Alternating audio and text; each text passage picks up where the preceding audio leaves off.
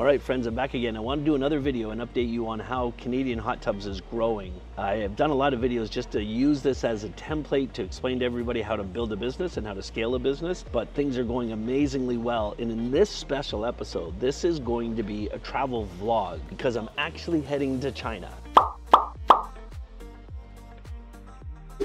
We found manufacturers in China that actually make the chiller machines and the heating systems for hot tubs and cold plunges. I'm gonna go tour the factory. I'm gonna go talk to the owners of the company. We're gonna negotiate a deal to import our machinery, and it's gonna be about 70% cheaper, which means more profit for the business. So I figured, listen, when I travel long distances, I don't spare the expense because I'm only in China for 36 hours, which means I'm leaving Toronto. It's a 2-day trip. I go to Tokyo, then to Hong Kong, stay overnight, get the bullet train into China, and then I'm gonna be there, do my tours, and I'm only in China for 30 hours and then going back. So right now, I'm in the Signature Lounge. This is Air Canada's first class lounge at Toronto Airport, and I'm chilling out here for a little while. Got a really great layout here in this place. It's beautiful. My flight is actually in about 3 hours, so I've got my little business office set up right here. You can see I got the computer, the laptop, and all my stuff, so I can keep doing business while I'm waiting for this trip. All right, just gonna sit down and have a little bit of lunch here in the Signature restaurant. Thank you so much. And I'll show you quickly. This is the first step of lunch. It's roasted corn soup. And I'll catch up with you guys again right before I board the plane. I think I'm plagued. I would say 75% of the flights I've taken so far this year are delayed. So the flight to Tokyo is right out there. I don't know if you can see it over the top of probably see the tail of it. And it's gonna leave in an hour from now. But I had a thought. There are thousands and thousands of people right across Canada that are following me on my crazy antics, building all my businesses.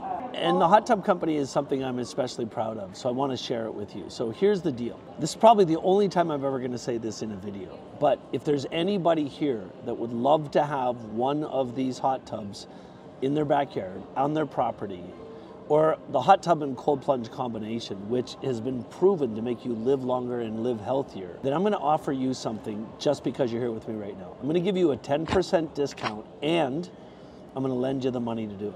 I just cut a deal with a major financial institution in Canada, and they're willing to do 7-year loans for our hot tubs and cold plunges. And I believe so much in it that if there's anybody here that would love to have a hot tub, go into the comments and you're gonna see a link to our website that you can go to check out what we have.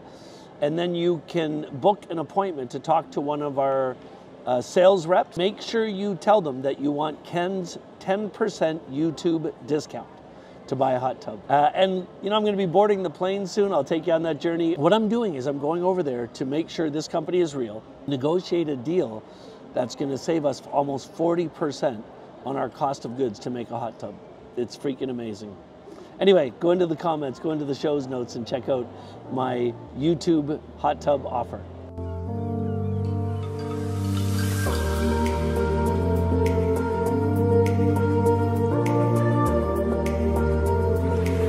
So we're gonna head down to the flight. Here we go. That's the plane. It's been a bit of a whirlwind. Like it seems to be happening a lot lately for me, but another delay. I think we're through it now. They're gonna let me go down this way onto the plane. We're gonna go down here and we're gonna get on this beautiful brand new 777 all the way to Tokyo.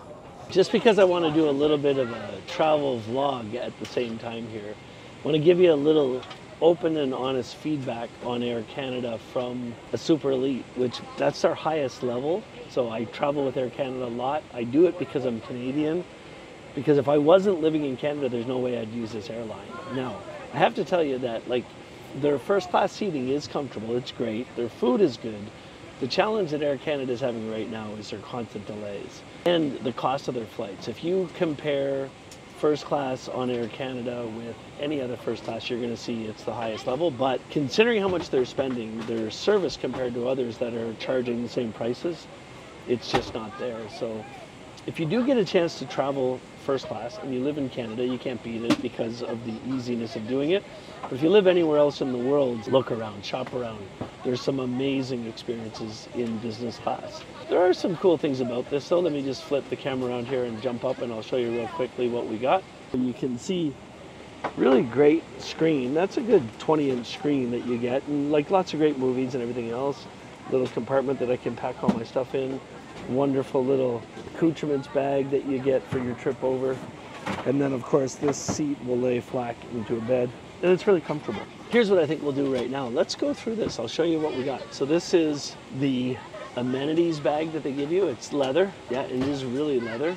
And it is, so what they do is they do partnership deals with companies that want their labels on this that provide them. We're inside of here, we open it up. We got some nice socks. Now, if you travel a lot in first class, there are issues with circulation. And these are actually tension socks that they give you, which I think is a smart idea. These will go right up to your knees and they'll keep your legs tight together and allow for circulation even at these heights we're going on. We've got earplugs, because Lord knows this is a 13-hour flight. I am going to be sleeping on this flight. And here is a dental kit. So this is toothpaste, toothbrush, dental floss, and mouthwash, all in this little bag. And then we've got our night guard, our eye patch for the night.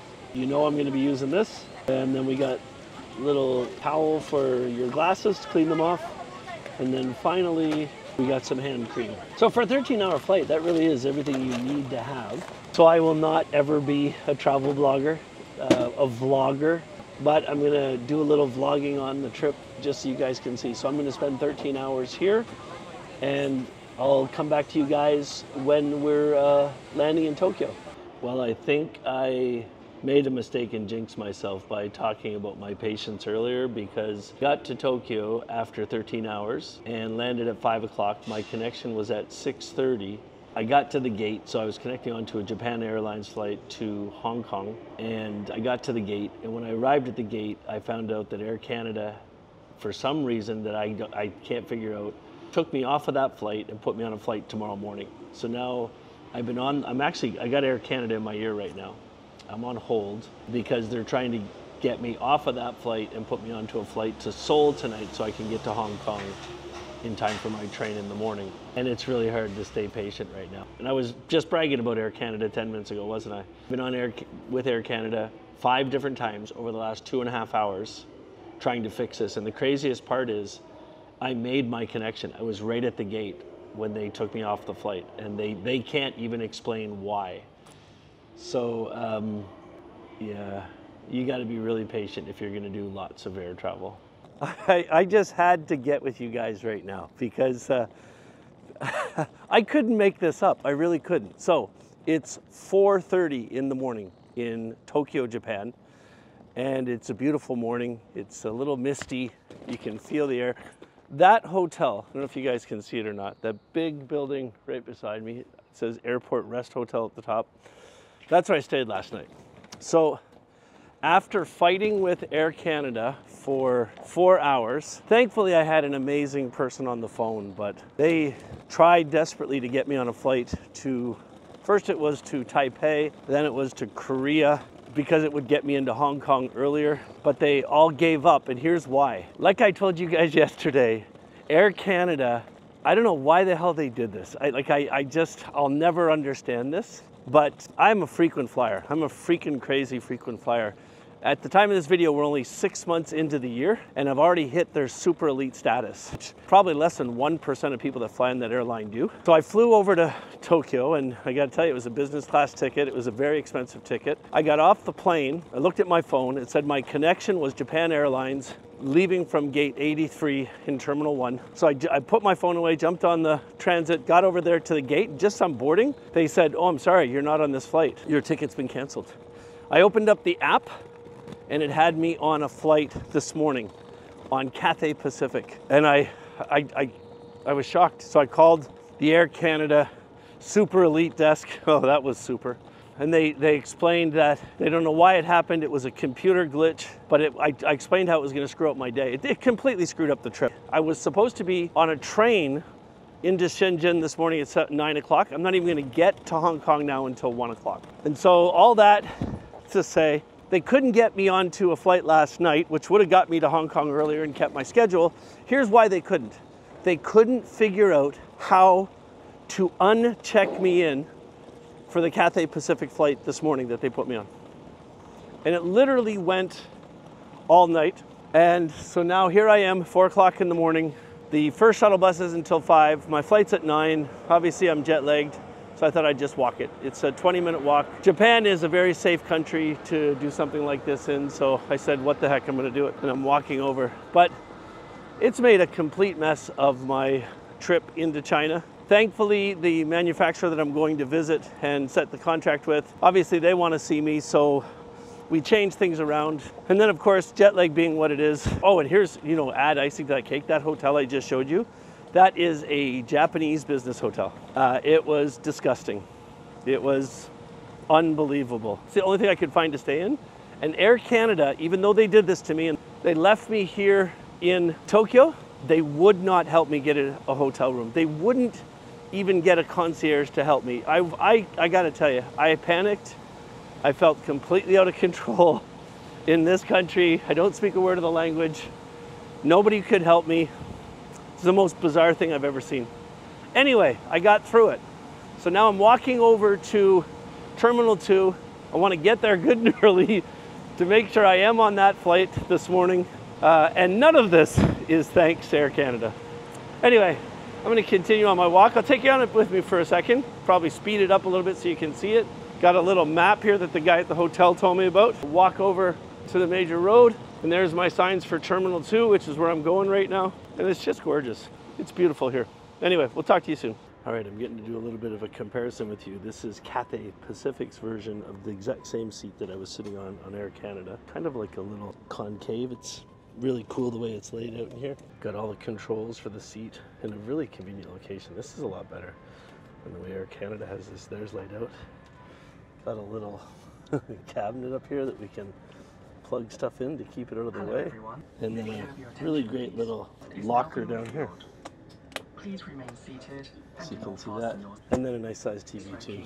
You know, in spite of the fact that Air Canada has made this trip a trip from hell, upgrading yourself and being up here in the front of the plane makes the flights a lot easier. Again, like I told you before, I'm going to spend a lot more time in the last half of this video, or the second video. I think I'm going to do 2 videos and show you guys a little bit more detail about the service quality on the way back from Hong Kong. I'm flying from Hong Kong to Vancouver, which is about 13 hours, and then Vancouver to Toronto, which is about 5 hours. So anyway, we're here on Cathay Pacific and we're finally going down to Hong Kong.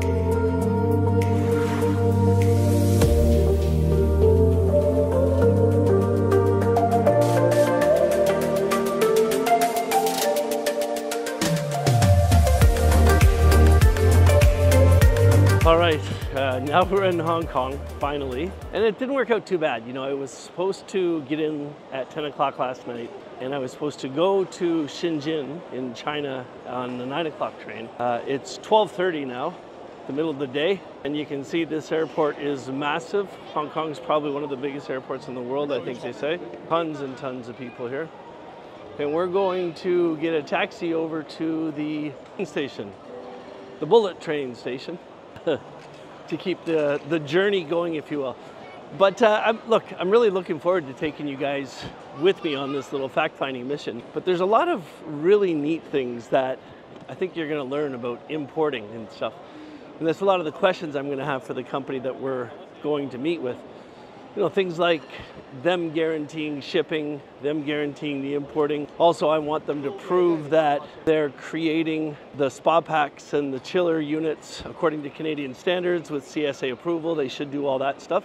And if they can show me all the documents and that they've got Canadian systems figured out, then we're going to put a big deal together that's going to save our company millions of dollars, which means make millions of dollars more in profit for my lenders and investors and myself, and have a little fun along the way too. So I'm gonna jump in the taxi and then let you see a little bit of Hong Kong on our way downtown. Here we are again. I'm now in a taxi in Hong Kong. We're gonna head over to the West Kowloon train station. That's the train that takes me into China. Yeah, it's a different world, but You know, you have fun as you go. To spend here, if you get a chance to come to Hong Kong, I think you can do it all in about 4 days, and it would be worth every cent it buys us to hang out here. So you can see over here, they drive on the same side of the car as they do in the United Kingdom. A little bit of British heritage here at Hong Kong. Okay, so this is the last step. We're on the bullet train to Shenzhen, just at the train station. So before getting on the plane, obviously you have to declare customs and come into China. So we're technically in China right now, but we're just waiting to get out of here. Now this is pretty neat. This is like a little first class cabin on the bullet train, but I'm sitting backwards, which is a little weird for me. We should do okay. So this train goes 600 miles an hour and will go from Hong Kong to Shenzhen in 23 minutes. Well, I didn't really get to show you any scenery on the bullet train because the 24-minute ride, which I think covered about 100 kilometers, was completely underground. I didn't know that before, but here we are in Shenzhen, and what we're doing for the rest of the day is we're actually going to go do a tour of their factory. This is where they actually make the chillers for the cold plunges and the spa packs for the hot tubs. So it'll be a lot of fun to go check all that out. And if you want to see it, you've got to look for video number 2. This is for the first video in Ken's new travel vlog. And I hope you guys are enjoying it. We'll see you in the next video.